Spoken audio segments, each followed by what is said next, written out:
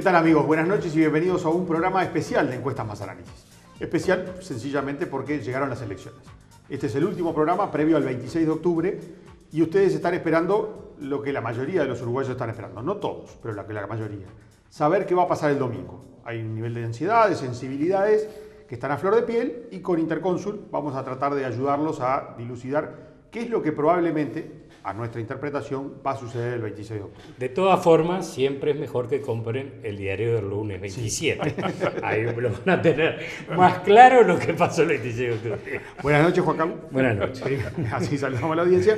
Y además hoy contamos con una visita ilustre, con un amigo de la Casa de Intercónsul y además una persona destacada del mundo de la ciencia política en el Uruguay, el profesor Romeo Pérez, quien nos visita hoy. Romeo, muchas gracias por acompañarnos. Muy amable y muchísimas gracias por la invitación. Aclaremos, tanto Juan Carlos como Romeo han sido profesores de la UDELAR, lo siguen siendo en seminarios. Además, Romeo Pérez es vicepresidente del CLAE, así como Juan Carlos ha tenido una destacada trayectoria en grado 4, creo, de estadística en la URT. Y bueno, son dos personas más que calificadas con una trayectoria impresionante en lo que hace a encuestas, análisis político, capacitación y demás, con lo cual vamos a tratar de aportarles hoy, además de la información y de las encuestas que hacemos con Intercónsul, proyecciones de resultados y análisis. Con esto esperemos dar por satisfecho las demandas de ustedes del otro lado de la pantalla. Vamos a dividir este programa, como siempre, en 3 bloques, nada más que en este primer bloque ya le pedimos a Romeo que esté con nosotros, porque bueno, va a ser un bloque donde presentamos datos y vamos a empezar el análisis. Los otros 2 bloques van a ser más de análisis y de proyección.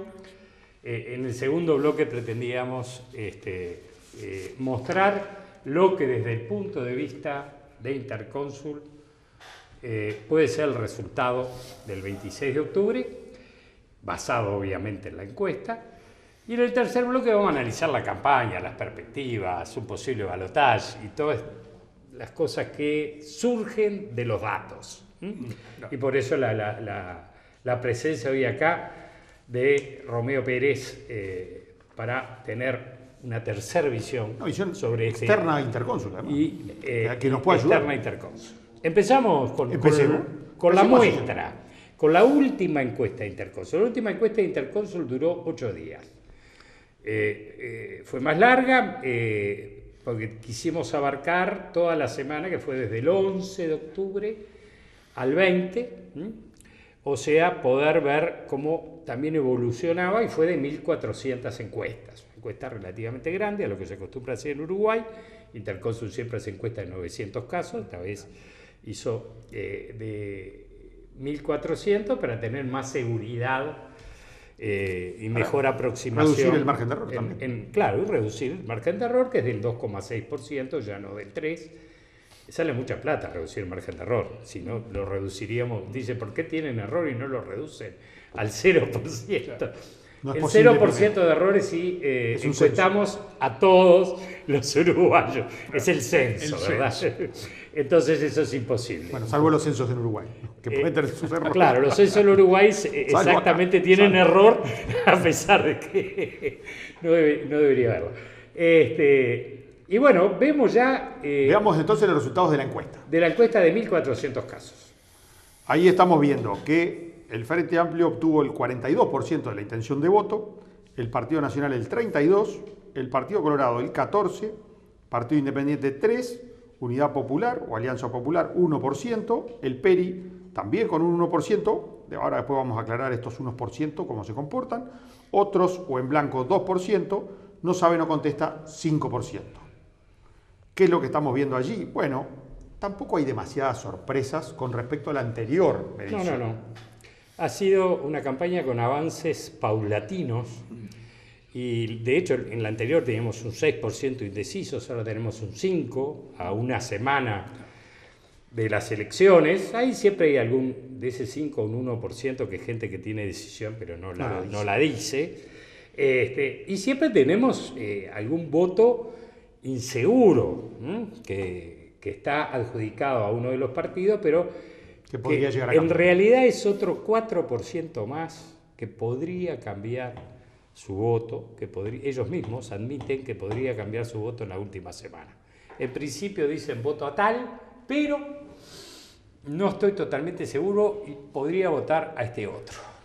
Algunos datos de estos nosotros hemos visto a partir de julio, en que el frente había caído al 39, que luego sube al 40, después al 41, al anterior al 42 y ahora confirma en 42 y poquito un crecimiento sostenido, paulatino, sostenido, pequeño, es verdad, entre cada encuesta, pero una recuperación del frente de esos indecisos o descontentos que había tenido en determinado momento. Estamos viendo el gráfico 2, ¿verdad? Que Así. habla Alejandro, y miren qué interesante la línea de arriba del gráfico 2, el frente amplio, que tuvo una caída del 43-44% al 39%, cosa que se produjo después de las internas, la caída del frente amplio, se produce después de las Un internas. mal comienzo posterior a las internas. Claro, creo que sintió el cimbronazo de votar mal en las internas y la aparición de la calle Pou como nueva figura. Pero después el frente empezó adelantado por Interconsult, vale la pena decirlo. Nosotros cuando pasó al 40% dijimos, el frente paró la caída y empieza a repuntar. Y siguió repuntando punto a punto hasta este 42 de ahora, y algún punto más va a repuntar en la semana que queda. O sea, sin nada espectacular, como las gallinas picoteando. De a uno come la gallina. A uno fue subiendo, pero también fue subiendo el Partido Nacional. Fíjense ustedes, quizás sin tanta homogeneidad como el Frente Amplio, Pero también, desde marzo un crecimiento sostenido, ¿no? Del y 26. se produce ese crecimiento del Partido Nacional después de las internas también. Que cambió el panorama, mientras que el Partido Colorado fue más cizagueante. Hoy se ubica en la encuesta en un 14%, pero llegó a estar antes de las internas en un 17-16%. Otro partido que sufrió el cimbronazo del resultado del 1 de junio, donde creo que el gran ganador fue la calle Pou, si uno ve lo que pasó después con las encuestas. Pasado unos meses, El crecimiento más importante fue el blanco, caída en el Partido Colorado, caída en el Frente, que después empieza a recuperar. Recordemos, para ahora ya empezar a charlar con Romeo, refresquemos un poco. Antes de las internas había como una leyenda urbana que decía que si ganaba la calle Pou, el Partido Nacional se iba a caer por izquierda, iba a perder votos de Larrañaga, y eso iba a hacer que creciera también Bordaberry, que iba a captar votos de la calle Pou si ganaba Larrañaga. Había varias leyendas recorriendo por ahí el Uruguay. Parece que nada de eso sucedió. Todos los politólogos que junto con los directores técnicos pululan en Uruguay. ¿Qué opinas tú de ese tema? Y, en fin, en último análisis, yo creo que hay que sustituir las categorías izquierda-derecha por otras categorías más afinadas y al mismo tiempo por un sistema no tan rígido y simple como el de izquierda-centro-derecha. Yo creo que hay que elaborar sistemas más temáticos de análisis. Organizar en torno a 5, 6, 7, esto depende de otras encuestas, que por supuesto las empresas que se dedican a ello hacen también, sobre qué preocupa a la gente. Hay que buscar, la gente, hablando del conjunto, por ejemplo del electorado, no piensa en términos de izquierda o derecha. Piensa por asuntos y tampoco piensa por todos los asuntos perceptibles en una investigación académica. No agota la preocupación, la atención del electorado, lo que podemos establecer como agenda de la política uruguaya. Hay puntos de la agenda que entran en pequeñas minorías en cuanto a la decisión de voto, no en las grandes mayorías. Supongamos, para el caso uruguayo, la política exterior, todo lo vinculado a política exterior. Hay seguramente un sector de la ciudadanía que está pendiente, que está interesado, etc. Pero no es un sector mayoritario. Claro. Durante muchísimo tiempo la economía, los asuntos de la marcha de la economía, las políticas macroeconómicas parecen haber estado quizás prevaleciendo. La gente vota con el bolsillo. Con el bolsillo, ahí está. Pero hasta ahí, porque todas las encuestadoras, creo que en eso coinciden, Exacto. revelan que hace ya mucho tiempo, muchos meses, que la seguridad y la educación están por encima de temas de macroeconomía, de salario, de proteccionismo, de apertura comercial y demás, Exacto. ¿verdad? Entonces yo creo que La salud pasó a la tercer salud, lugar. la salud que ha aparecido recientemente. Recientemente. Pero tiende a aumentar, parecería. Exacto. Entonces yo creo que más vale hacer, digamos, análisis por nubes o por núcleos temáticos en torno a los cuales se forman las decisiones de voto. Y yo creo que en esos núcleos temáticos, con ese análisis, se explica mejor. La calle es de derecha, de centro o de izquierda. No importa mucho en el conjunto de la población. ¿Qué dice la calle sobre? ¿Tiene algo que ofrecer? Me parece que su personalidad anticiparía, no sé, cualquier cosa, una determinada actitud frente Sí, a las corporaciones. Hay que ir por otros lugares. Tabaré Vázquez es de izquierda, de centro, de derecha. No importa. Fue socialista, no fue socialista. No, ¿qué dice? Y en el caso de Tabaré Vázquez, ¿qué hizo como presidente, ¿no? La calle Pou, bueno, ¿qué hizo como legislador? Pero obviamente hay un privilegio para el que ocupó la presidencia. Un privilegio en cuanto a la respuesta a las preguntas ¿qué podemos esperar de Tabaré Vázquez? Tú sabes, Romeo, que hace tiempo estoy bastante convencido de que cada vez más la gente le importa más que qué dice, cómo lo dice. ¿Y cómo lo dice? Sí. El cómo lo dice, la forma, el estilo. El estilo. Cada vez pesan más que los contenidos. Sí. Y mucho más, ahí estamos 100% de acuerdo contigo, que las categorías izquierda-derecha. Mucho más. Sí. Es cierto que el que se dice de izquierda vota al Frente Amplio. Esto está probado en varias elecciones y encuestas. Sí. El problema es que la mayoría de los uruguayos se dice de centro. Y todo lo que se dice de centro votan de todo. Votan al Frente Amplio, el Partido Nacional, el Partido Colorado. Claro. Que es derecha, vota a los partidos tradicionales, pero la mayoría que está en el centro se autoubica en el centro del espectro político, lo cual ya tira al diablo esas categorías de izquierda-derecha. Sí. Puede votar cualquiera de los tres grandes partidos o el Partido Independiente, incluso el Partido Independiente, que es un partido de centro, no lo votan por ser de centro. Claro. Que diría, bueno, con tanta gente que está en el centro, el Partido Independiente debería ser un partido grandísimo. No lo es. Ahora, las formas, los estilos, la manera que tiene el candidato de comunicarse y de llegarle a la gente se ha convertido en algo muy importante. La calle Pou tuvo ese carisma, le decíamos antes. Sí. En la época nuestra. Ahora es capacidad de comunicación. Ahora Capacidad se dice de comunicación. capacidad de comunicar. Era carisma, Sí, en sí, definitiva, el viejo término que usábamos antes en los análisis políticos, más que Tabaré Vázquez, que lo tuvo en el 2004. Claro. Tabaré Vázquez lo tuvo en el 2004. ¿Cuántas cosas importantes dijo Tabaré Vázquez en el 2004? Ni me acuerdo. Sí. Ni me acuerdo. El IRPF quizás fue lo más...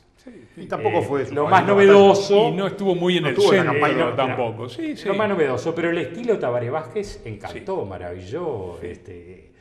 Tenía magia, llegaba aquel médico, pastor metodista, evangélico que se recurría, el escenario de un lado a otro encantó a la gente. Sí. Jorge Valle encantó a la gente. Sí. Con Te canto la justa y me subo a un taxi el día que me nombró presidente, cosas por el estilo. Sí. Y bueno, hay que hablar de Mujica. También. ¿Verdad? Si a mí me pedían escribir un manual de lo que no debe ser un presidente, Sí. hubiera descrito un personaje como Mujica, que Claro. fue el que fue electo presidente. Sí. ¿Cuánto de profundidad y de contenido había en las propuestas de Mujica? Muy poquito. Sí. Pero el estilo... Yo Cautivó. no le estoy quitando méritos, por ejemplo, a la calle Pou ahora. No estoy diciendo No, es un no. vacío de contenido, no. No. O una pompa de jabón. No. Pero sí reconozco que fue el que mejor se movió. Porque el estilo tampoco es, algo tan evanescente, tan etéreo, como podría sugerir, por ejemplo, el término carisma, que yo creo que por eso fue sustituido en el análisis más contemporáneo, ¿no? Estilo son rasgos de personalidad. Yo creo que la gente lo que busca, o sea, yo admito, no abandono del todo el qué se dice, pero admito que hay que agregar el cómo se dice, Sí. constante. La forma, el tono. La forma, el tono. Lo que pasa es que no olvidemos nunca que un voto es un depósito de confianza, es una transferencia de confianza. Está muy bien. La confianza es una relación interpersonal. Sí. Ahora, ¿cómo dar confianza a alguien al que para el 99% de la población el contacto directo, en el mejor de los casos, llegará a ser un apretón de manos que dure segundos, digo, para la enorme mayoría? Sí. No hay trato directo, personal. Bueno, entonces, ¿cómo? Bueno, a través de su comunicación, de sus rasgos, de su estilo. La gestualidad. La gestualidad importa mucho, más otros, por supuesto, otras circunstancias, otros datos. Edad, si ya estuvo, si no estuvo.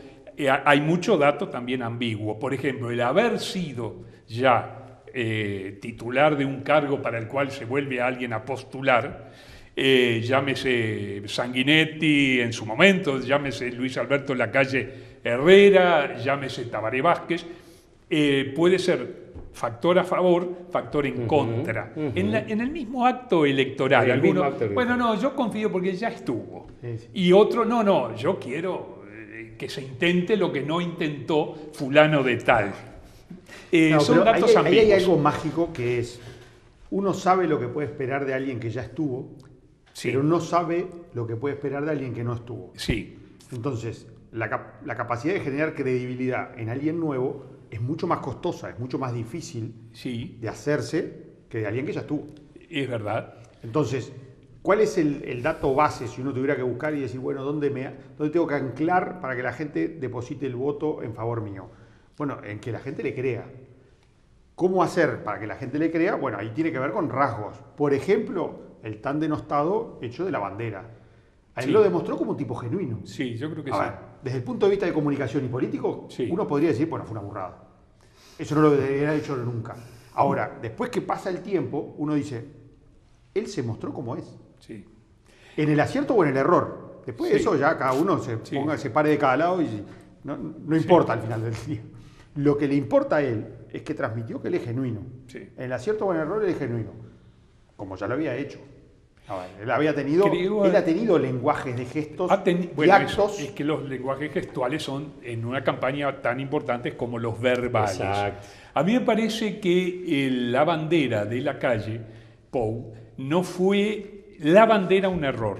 Creo que, porque me parece que lo que buscaba comunicar es: yo soy joven y Tabaré Vázquez la vengo pasando bien, es viejo. Además, dijo un montón de cosas con él. Y yo entonces traigo un cambio generacional, que ese puede ser un argumento para los que no estuvieron en el puesto. Tienen que crear expectativas favorables, esperanzas. El otro, a la inversa, tiene que tratar de contener la esperanza. El que ya estuvo ofrece, con algún margen de novedad muy pequeño, ofrece más de lo mismo. Si lo mismo fue bueno, podrá contener expectativas que intenta provocar el nuevo. Si lo que dio no es concluyente, el nuevo tiene un espacio para desafiar. A priori, Vázquez tenía unos niveles de popularidad escalofriantes cuando se fue de la presidencia, un gobierno bien apreciado por la gente, y uno decía, bueno, es tan sencillo como que Vázquez salga, diga que es candidato y va a ganar. Sí. Y muchos pensaban eso, sí. Perdón. Me incluyo. En marzo de este año, el 72% de la gente encuestada decía que el próximo presidente iba a ser Tabaré Vázquez. El 72%. Claro. Hoy es un 48% que dice que va a ser Tabaré Vázquez el próximo presidente. Es contundente, O sea, esa percepción que teníamos todos, lo tenía la gente también. Se acabó. En marzo, no estoy hablando del año pasado, de este año. Después pasaron las cosas que pasaron. Hace 6 meses. Hace 6 meses la gente estaba convencida que esto era un trámite administrativo prácticamente. Sí. Se ganaba en primera o en segunda vuelta, pero ganaba. Sí. Sí, sí. Vamos a ir al primer corte y ahora vamos a seguir charlando, vamos a agregarle datos de encuestas y vamos a seguir charlando porque además la charla es más entretenida porque acá se puede analizar, después la gente capaz que se aburre, pero usted quédese ahí, nosotros le vamos a tratar de dar datos y vamos a tratar de dar aportes, análisis, capaz que no lo va a encontrar en ningún otro lugar, así que espérenos, a la vuelta del corte ya volvemos con encuestas y análisis, hoy junto a Romeo Pérez.